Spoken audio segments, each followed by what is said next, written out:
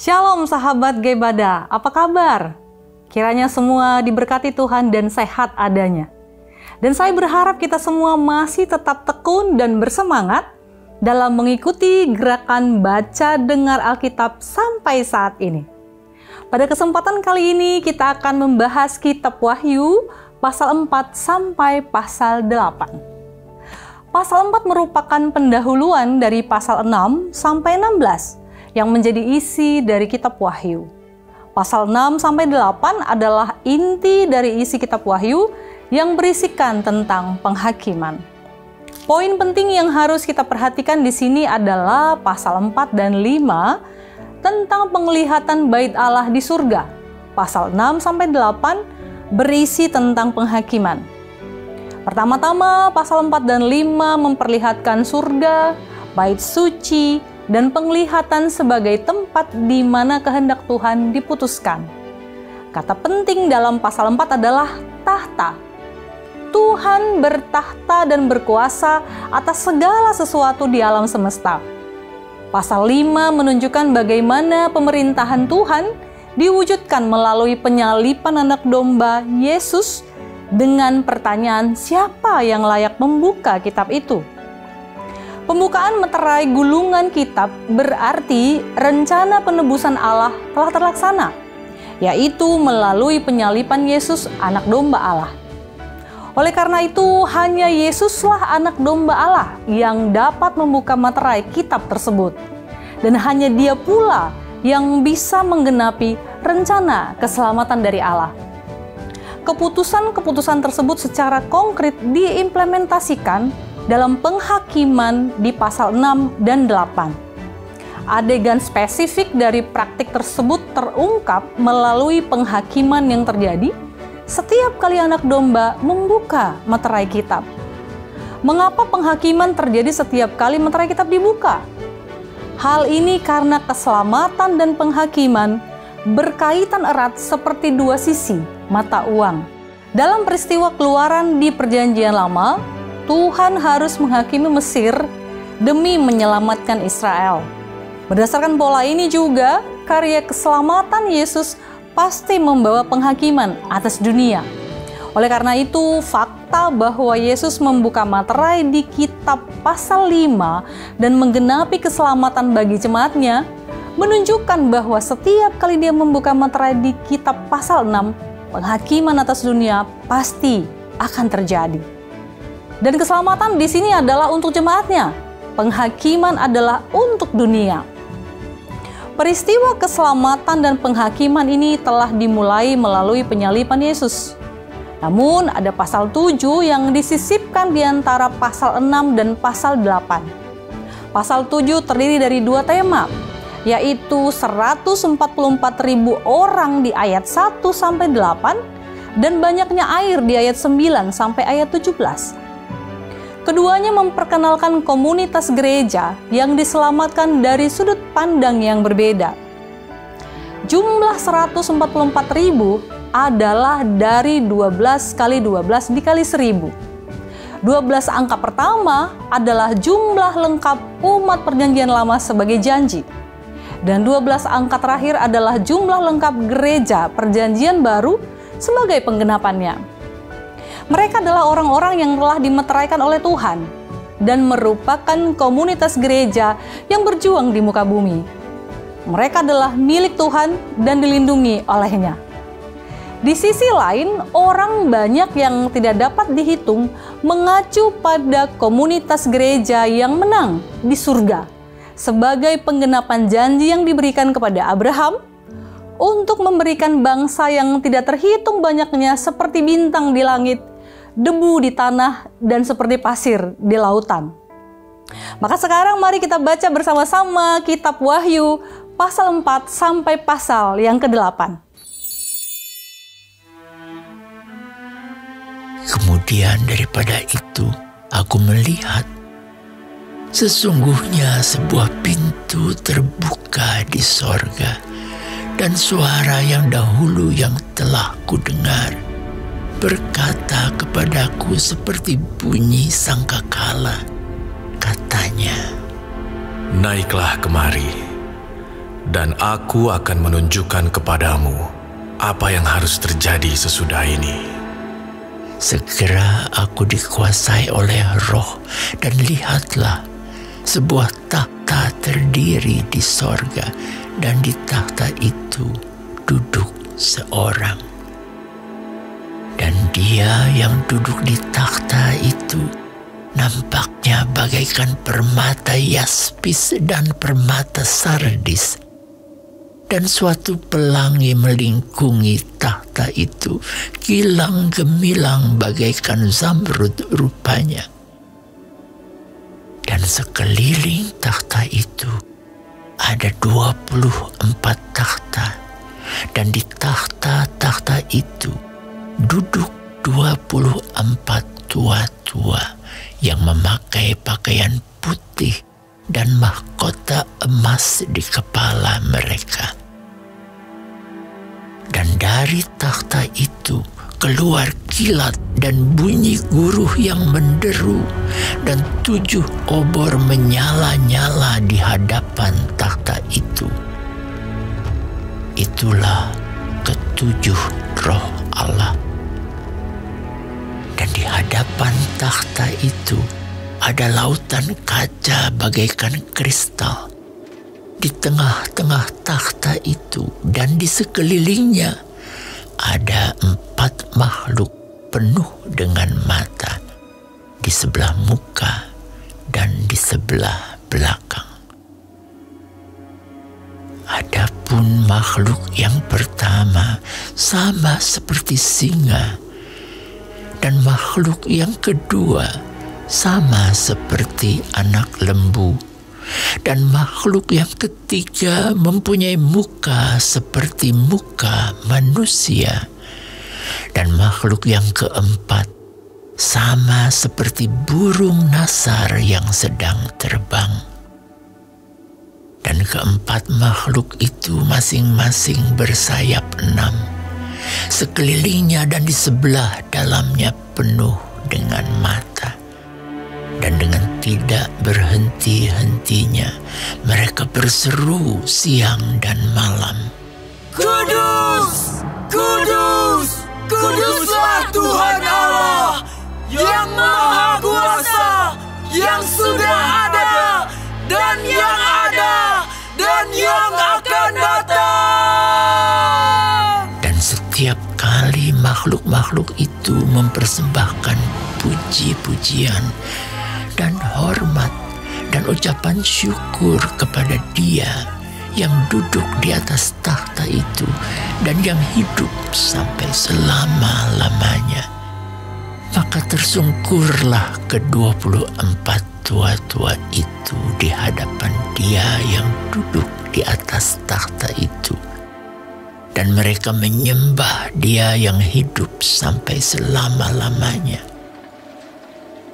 Dan mereka melemparkan mahkotanya di hadapan takhta itu sambil berkata, Ya Tuhan dan Allah kami, Engkau layak menerima puji-pujian dan hormat dan kuasa, sebab Engkau telah menciptakan segala sesuatu. Dan oleh karena kehendak-Mu, semuanya itu ada dan diciptakan.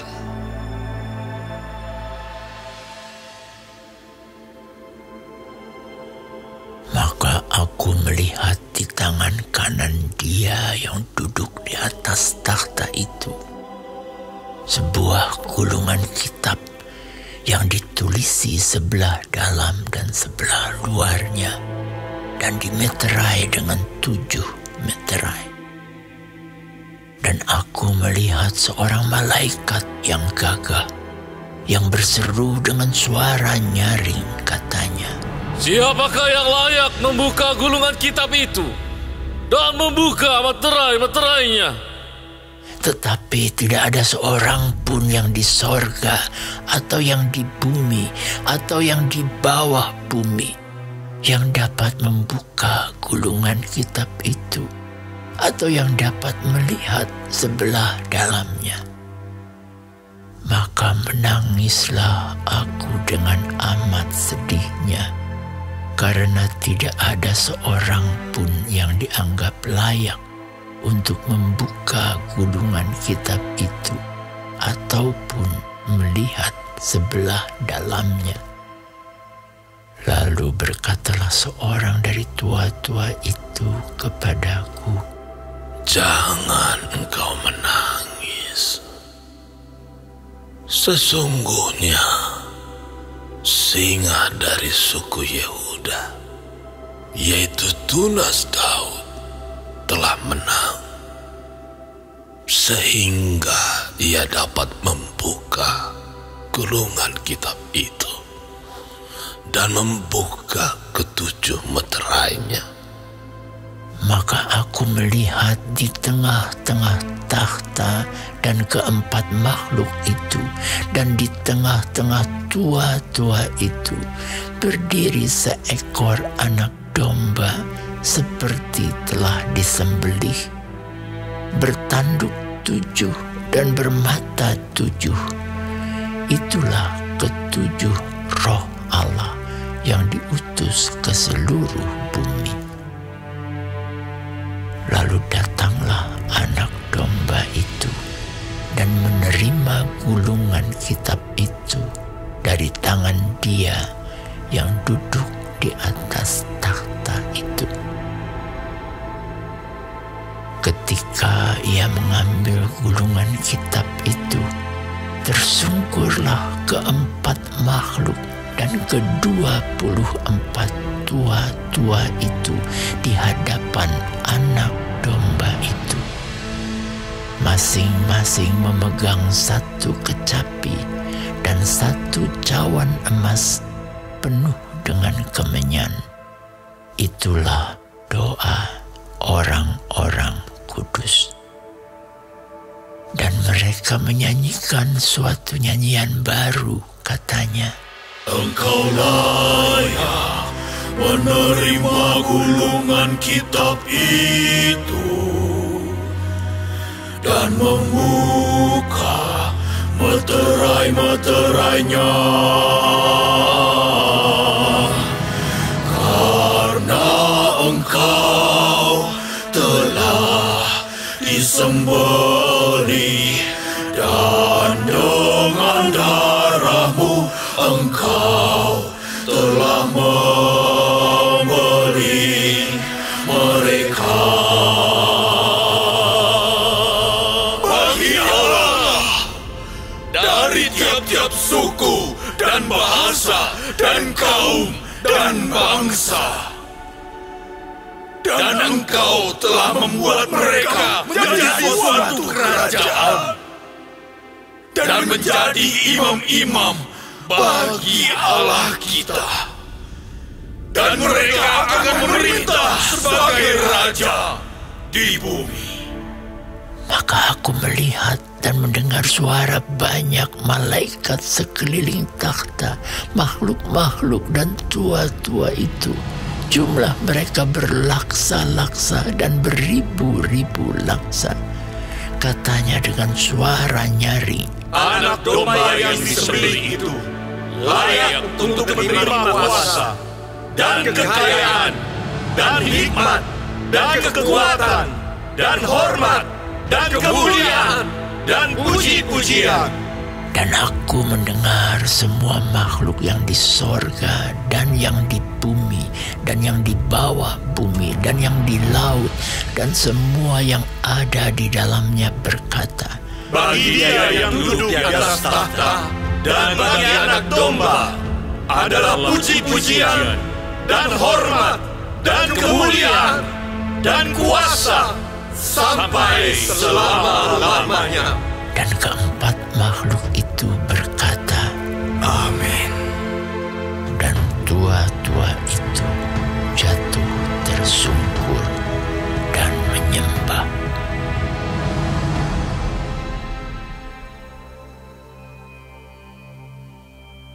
Maka aku melihat anak domba itu membuka yang pertama dari ketujuh meterai itu. Dan aku mendengar yang pertama dari keempat makhluk itu berkata dengan suara bagaikan bunyi guruh, "Mari." Dan aku melihat, sesungguhnya ada seekor kuda putih dan orang yang menungganginya memegang sebuah panah, dan kepadanya dikaruniakan sebuah mahkota. Lalu ia maju sebagai pemenang untuk merebut kemenangan. Dan ketika anak domba itu membuka meterai yang kedua, aku mendengar makhluk yang kedua berkata, "Mari." Dan majulah seekor kuda lain, seekor kuda merah padam, dan orang yang menungganginya dikaruniakan kuasa untuk mengambil damai sejahtera dari atas bumi, sehingga mereka saling membunuh, dan kepadanya dikaruniakan sebilah pedang yang besar. Dan ketika anak domba itu membuka meterai yang ketiga, aku mendengar makhluk yang ketiga berkata, "Mari." Dan aku melihat, sesungguhnya ada seekor kuda hitam, dan orang yang menungganginya memegang sebuah timbangan di tangannya. Dan aku mendengar seperti ada suara di tengah-tengah keempat makhluk itu berkata, Secupak gandum sedinar dan 3 cupak jelai sedinar. Tetapi janganlah rusakkan minyak dan anggur itu. Dan ketika anak domba itu membuka meterai yang keempat, aku mendengar suara makhluk yang keempat berkata, "Mari." Dan aku melihat, sesungguhnya ada seekor kuda hijau kuning, dan orang yang menungganginya bernama Maut, dan kerajaan maut mengikutinya. Dan kepada mereka diberikan kuasa atas 1/4 dari bumi untuk membunuh dengan pedang, dan dengan kelaparan dan sampar, dan dengan binatang-binatang buas yang di bumi. Dan ketika anak domba itu membuka meterai yang kelima, aku melihat di bawah mezbah jiwa-jiwa mereka yang telah dibunuh oleh karena firman Allah dan oleh karena kesaksian yang mereka miliki. Dan mereka berseru dengan suara nyaring, katanya, "Berapa lamakah lagi, ya penguasa yang kudus dan benar, engkau tidak menghakimi dan tidak membalaskan darah kami kepada mereka yang diam di bumi?"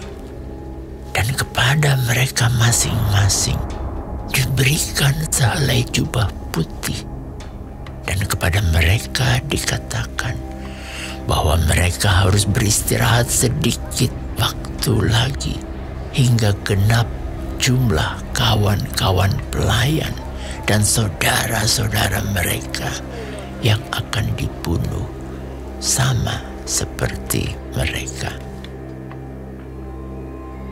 Maka aku melihat ketika anak domba itu membuka meterai yang ke-6, sesungguhnya terjadilah gempa bumi yang dahsyat, dan matahari menjadi hitam bagaikan karung rambut, dan bulan menjadi merah seluruhnya bagaikan darah.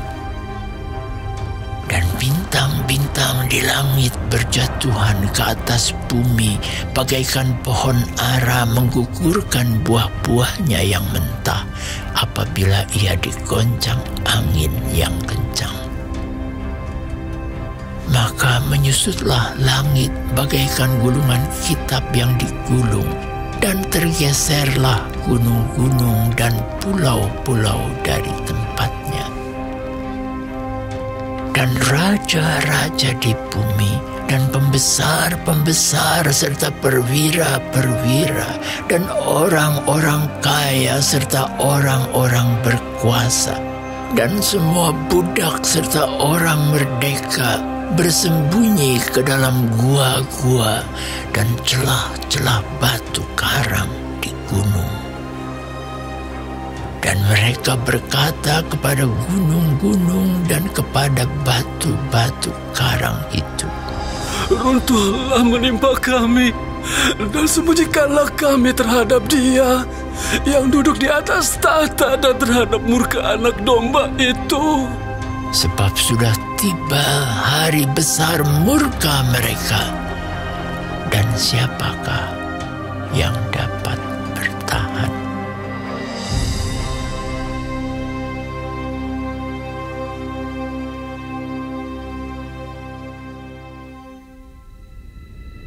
Kemudian daripada itu, aku melihat 4 malaikat berdiri pada keempat penjuru bumi, dan mereka menahan keempat angin bumi, supaya jangan ada angin bertiup di darat, atau di laut, atau di pohon-pohon. Dan aku melihat seorang malaikat lain muncul dari tempat matahari terbit. Ia membawa meterai Allah yang hidup, dan ia berseru dengan suara nyaring kepada keempat malaikat yang ditugaskan untuk merusakkan bumi dan laut. Katanya, "Janganlah merusakkan bumi atau laut, atau pohon-pohon, sebelum kami memeteraikan hamba-hamba Allah kami pada dahi mereka."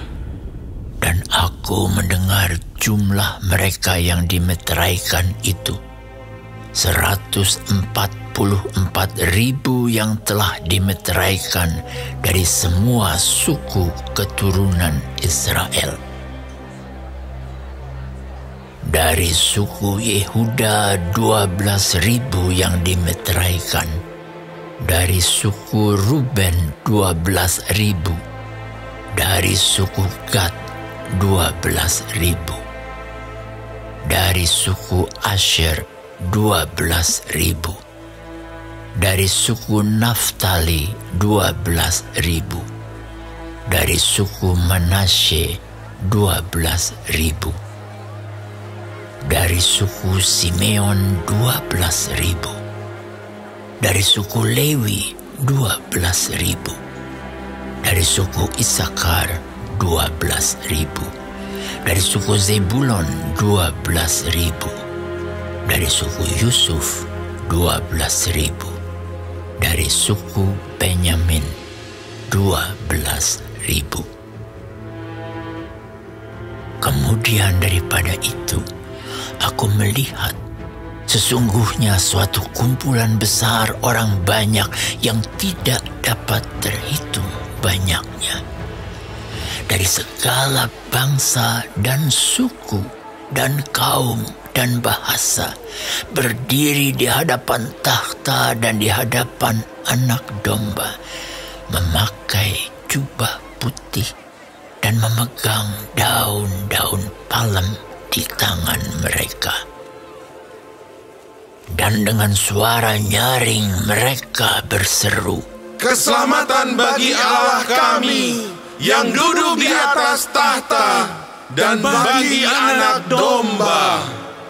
Dan semua malaikat berdiri mengelilingi takhta dan tua-tua dan keempat makhluk itu. Mereka tersungkur di hadapan takhta itu dan menyembah Allah sambil berkata, Amin. Puji-pujian dan kemuliaan, dan hikmat dan syukur, dan hormat dan kekuasaan, dan kekuatan bagi Allah kita, sampai selama-lamanya. Amin.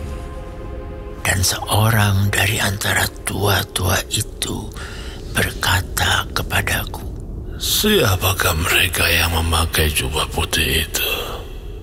Dan dari manakah mereka datang? Maka kataku kepadanya, Tuanku, Tuan mengetahuinya. Lalu ia berkata kepadaku, mereka ini adalah orang-orang yang keluar dari kesusahan yang besar. Dan mereka telah mencuci jubah mereka dan membuatnya putih di dalam darah anak domba. Karena itu mereka berdiri di hadapan tahta Allah dan melayani Dia siang malam di bait sucinya. Dan Ia yang duduk di atas tahta itu akan membentangkan kemahnya di atas mereka. Mereka tidak akan menderita lapar dan dahaga lagi. Dan matahari atau panas terik tidak akan menimpa mereka lagi. Sebab anak domba yang di tengah-tengah tahta itu akan menggembalakan mereka dan akan menuntun mereka ke mata air kehidupan. Dan Allah akan menghapus segala air mata dari mata mereka.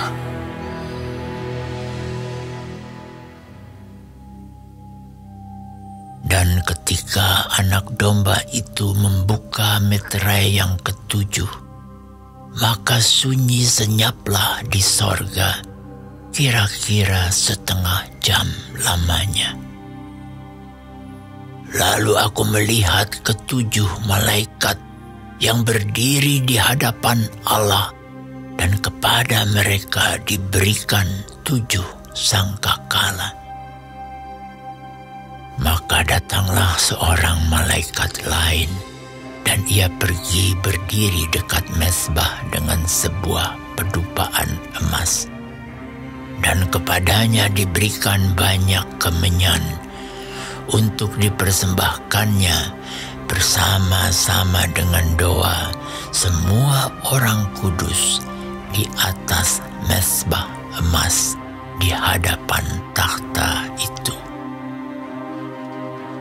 Maka naiklah asap kemenyan bersama-sama dengan doa orang-orang kudus itu dari tangan malaikat itu ke hadapan Allah. Lalu malaikat itu mengambil pedupaan itu, mengisinya dengan api dari mezbah, dan melemparkannya ke bumi. Maka meledaklah bunyi guruh disertai halilintar dan gempa bumi. Dan ketujuh malaikat yang memegang ketujuh sangkakala itu bersiap-siap untuk meniup sangkakala. Lalu malaikat yang pertama meniup sangkakalanya, dan terjadilah hujan es dan api bercampur darah, dan semuanya itu dilemparkan ke bumi. Maka terbakarlah 1/3 dari bumi dan 1/3 dari pohon-pohon, dan hanguslah seluruh rumput-rumputan hijau. Lalu malaikat yang kedua meniup sangkakalanya, dan ada sesuatu seperti gunung besar yang menyala-nyala oleh api dilemparkan ke dalam laut. Dan 1/3 dari laut itu menjadi darah, dan matilah 1/3 dari segala makhluk yang bernyawa di dalam laut, dan binasalah 1/3 dari semua kapal. Lalu malaikat yang ketiga meniup sangkakalanya, dan jatuhlah dari langit sebuah bintang besar menyala-nyala seperti obor, dan ia menimpa sepertiga dari sungai-sungai dan mata-mata air. Nama bintang itu ialah Absintus. Dan sepertiga dari semua air menjadi absintus, dan banyak orang mati karena air itu, sebab sudah menjadi pahit. Lalu malaikat yang keempat meniup sangkakalanya, dan terpukullah sepertiga dari matahari dan sepertiga dari bulan dan sepertiga dari bintang-bintang, sehingga sepertiga daripadanya menjadi gelap dan sepertiga dari siang hari tidak terang, dan demikian juga malam hari. Lalu aku melihat, aku mendengar seekor burung nasar terbang di tengah langit dan berkata dengan suara nyaring, Celaka! Celaka! Celakalah mereka yang diam di atas bumi, oleh karena bunyi sangkakala ketiga malaikat lain.